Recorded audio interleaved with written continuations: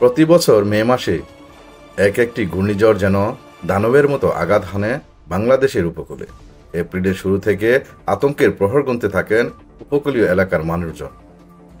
তবে মে মাসে তৈরি হওয়া ঘূর্ণিঝড়গুলো যেন হয়ে ওঠে সবচেয়ে ভয়াবহ, যা মুহূর্তেই উলটপালট করে দেয় জনজীবন। ভারতের আবহাওয়া অধিদপ্তরের বরাতের দেশটির সংবাদ মাধ্যম জানিয়েছে, বঙ্গোপসাগরে ইতিমধ্যে একটি লঘুচাপ সৃষ্টি হয়েছে। এটি যদি ঘূর্ণিঝড়ে পরিণত হয় তবে তাতে কিছুটা সময় লাগবে। এখনও নিশ্চিতভাবে কিছু বলা না গেলেও আশঙ্কা রয়ে গেছে যে এটি শক্তিশালী ঘূর্ণিঝড়ে রূপ নিতে পারে। বাংলাদেশের আবহাওয়া অধিদপ্তর একই রকম পূর্বাভাস দিয়েছে। তারা বলছে 27শে মে নাগাদ লঘুচাপটি নিম্নচাপে পরিণত হতে পারে। তবে এখনই বলা যাচ্ছে না এটি ঘূর্ণিঝড়ের রূপ নেবে কি না।